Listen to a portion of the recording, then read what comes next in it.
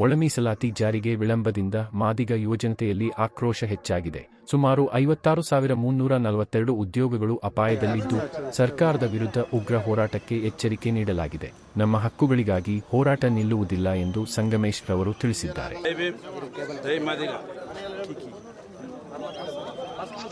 ಈಗಾಗಲೇ ಮಾದಿಗ ಯುವ ಸೇನೆ ಪಡೆಯಿಂದ ಇವತ್ತಿನ ಶಾಸಕರ ಭವನದಲ್ಲಿ ನಡೆದಂಥ 31 ಜಿಲ್ಲಾದ ಎಲ್ಲ ನಾಯಕರು ಬಂದು ಈ ಮೀಸಲಾತಿ ಬಗ್ಗೆ ಚರ್ಚೆ ನಡೀತು. 27ನೇ ತಾರೀಕು ಗಡುವು ಕೊಟ್ಟಂಥ ಸನ್ಮಾನ್ಯ ಗೌರವಾನ್ವಿತ ಮುಖ್ಯಮಂತ್ರಿಯಾದಂಥ ಸಿದ್ದರಾಮಯ್ಯನವರಾಗಿರ್ಬೋದು ಹಾಗೂ ಮತ್ತು ಡಿ ಕೆ ಶಿವಕುಮಾರ್ ಉಪಮುಖ್ಯಮಂತ್ರಿ ಆಗಿರ್ಬೋದು. ಆದರೆ 27ನೇ ತಾರೀಕು ಡೆಡ್ಲೈನ್ ಮೀಸಲಾತಿ ಒಳ ಮೀಸಲಾತಿಯನ್ನು ಸಂಪೂರ್ಣವಾಗಿ ಮಾದಿಗರಿಗೆ ನ್ಯಾಯ ಕೊಡುತ್ತೇನೆ ಅಂತೇಳಿ ಈ ಸಂದರ್ಭದಲ್ಲಿ ಮೊನ್ನೆ 12ನೇ ತಾರೀಕು 3ನೇ ತಿಂಗಳ 2026ರಂದು ಫ್ರೀಡಮ್ ಪಾರ್ಕ್ನಲ್ಲಿ ಹೇಳಿದ್ದಾರೆ. ಒಂದು ವೇಳೆ 27ನೇ ತಾರೀಕು ಕೊಡದೇ ಇದ್ದಲ್ಲಿ ನಮ್ಮ ಮಾದಿಗ ಯುವ ಸೇನೆ ಪಡೆ ತುಮಕೂರಿನಿಂದ ಬೆಂಗಳೂರಿಗೆ ರಸ್ತೆ ತಡೆ ಮತ್ತು ವಿಧಾನಸಭೆ ಮುತ್ತಿಗೆ ಕಾರ್ಯಕ್ರಮ ಆಗ್ತದೆ ಅಂತೇಳಿ ಈ ಸಂದರ್ಭದಲ್ಲಿ ಮಾಧ್ಯಮ ಮೂಲಕ ಹೇಳೋದು. ಭೀಮಾಶಂಕರ್ ಬೆಲ್ಲವ್, ಕರ್ನಾಟಕ ಮಾದಿಗ ಸಂಘದ ಕಲ್ಯಾಣ ಕರ್ನಾಟಕ ಅಧ್ಯಕ್ಷರು ಮತ್ತು ನಮ್ಮ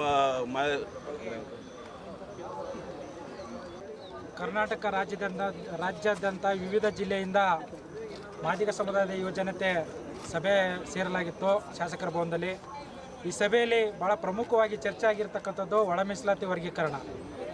ಬಹುಶಃ ಒಳ ಮೀಸಲಾತಿ ವರ್ಗೀಕರಣ ಮಾಡುವಲ್ಲಿ ಸರ್ಕಾರ ಸಾಕಷ್ಟು ವಿಳಂಬ ಮತ್ತು ಅಸಡ್ಡೆ ತೋರ್ತಾ ಇದೆ. ಇದು ಸಾಕಷ್ಟು ಸಂಘರ್ಷಕ್ಕೆ ಎಡೆ ಮಾಡಿಕೊಟ್ಟಿರ್ತಕ್ಕಂಥ ಸಿಚುವೇಶನ್ ಅಂತಂದು ಹೇಳ್ಬೋದು.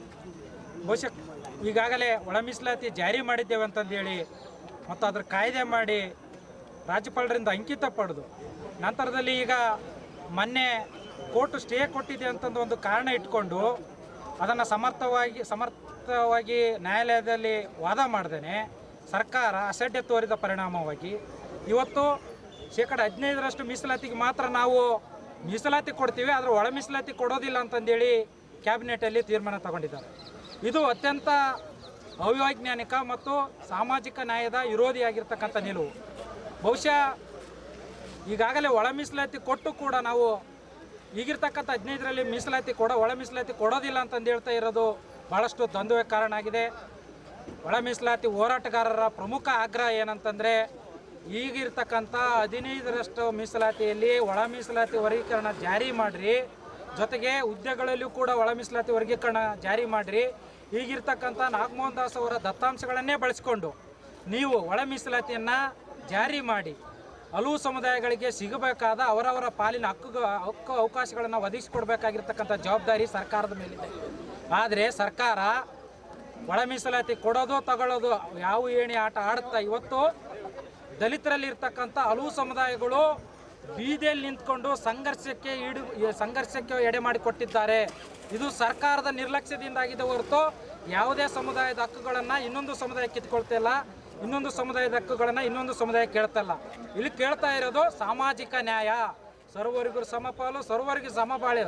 ಅವರವರ ಜನಸಂಖ್ಯೆಗೆ ಅನುಗುಣವಾಗಿ 15% ಮೀಸಲಾತಿ ಏನಿದೆ ಆ ಮೀಸಲಾತಿಯಲ್ಲಿ ಒಳ ಮೀಸಲಾತಿ ಜಾರಿ ಮಾಡಿರಿ. ಇದು ನಾವು ಹೇಳಿದ್ದಲ್ಲ, ಸುಪ್ರೀಂ ಕೋರ್ಟೇ ಹೇಳಿದೆ. ಸುಪ್ರೀಂ ಕೋರ್ಟು 7 ವರ್ಷಗಳು ಕಳೆದರೂ ಕೂಡ ಇಲ್ಲಿರ್ತಕ್ಕಂಥ ಸರ್ಕಾರ ಅದನ್ನು ಮಾಡುವಲ್ಲಿ ಯಾರೋ ಕಾಣದ ಕೈಗಳಿಗೆ ಷಡ್ಯಂತ್ರಕ್ಕೆ ಬಲಿಯಾಗಿ ಅವರಿಗೆ ಭಯಬಿದ್ದು ಸಾಮಾಜಿಕ ನ್ಯಾಯ ಕೊಡುವಲ್ಲಿ ಭಾಳಷ್ಟು ವಿಳಂಬ ಮಾಡ್ತಾಯಿದೆ. ಇದು ಹೀಗೆ ಮುಂದುವರೆದ್ರೆ ನಾಳೆ 27ರಲ್ಲಿ ನಡೀತಕ್ಕಂಥ ಕ್ಯಾಬಿನೆಟಲ್ಲಿ ಏನಾದರೂ ಒಳ ಮೀಸಲಾತಿ ಜಾರಿ ವಿಚಾರ ಚರ್ಚೆಯಾಗಿ ಅಂತಿಮ ತೀರ್ಮಾನಕ್ಕೆ ಬರೆದು ಹೋದರೆ ಇಡೀ ರಾಜ್ಯಾದ್ಯಂತ ಈ ಸರ್ಕಾರದ ವಿರುದ್ಧ ಭಾಳಷ್ಟು ದಂಗೆಗಳು ಎದ್ದೇಳ್ತವೆ.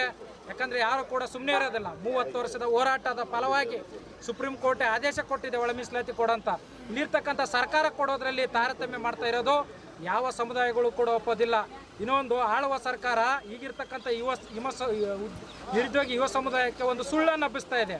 ಒಳ ಮೀಸಲಾತಿ ಇರೋ ಕಾರಣಕ್ಕಾಗಿ ನಾವು ಉದ್ಯೋಗ ತುಂಬ್ತಾ ಇಲ್ಲ ಅಂತ ಅನ್ನೋದು ಅದು ನಿಜವಾಗ್ಲೂ ಹೇಳ್ಬೇಕಂದ್ರೆ ಅದು ಸುಳ್ಳು ಸರ್ಕಾರ. ಯಾಕಂದರೆ ಸಣ್ಣ ಎಡವಟ್ಟುಗಳನ್ನು ಮಾಡಿ ಕೋರ್ಟ್ಗಳಲ್ಲಿ ಕೂಡ ಎಲ್ಲಿ ಕೂಡ ನಿಲ್ಲದಂತೆ ಒಳ ಮೀಸಲಾತಿಯನ್ನು ವರ್ಗೀಕರಣ ತರಾತುರಿಯಲ್ಲಿ ಮಾಡಿ ನಮ್ಮ ಎಲ್ಲ ಒಳ ಮೀಸಲಾತಿಯನ್ನು ದ್ವಂದ್ವ ಮೂಡಿಸಿ ಇವತ್ತು ಗೊಂದಲ ಮಾಡಿ ಉದ್ಯೋಗಗಳನ್ನ ಕರೆಯದೆ ನಿರುದ್ಯೋಗಿಗಳಿಗೆ ವಂಚಿಸ್ತಾ ಇರತಕ್ಕಂಥದ್ದು ಸರ್ಕಾರ. ಯಾವುದೇ ಸಮುದಾಯ ಅಲ್ಲ, ಯಾವುದೇ ಒಂದು ಸಮುದಾಯದ ಮೇಲೆ ಅದನ್ನು ಎತ್ಕಡ್ತಕ್ಕಂಥ ಕೆಲಸವನ್ನು ಸರ್ಕಾರ ಮಾಡಬಾರ್ದು ಅಂತಂದೇಳಿ ನಮ್ಮ ಆಗ್ರಹ ಮಾಡ್ತಾ ಇದ್ದೀವಿ.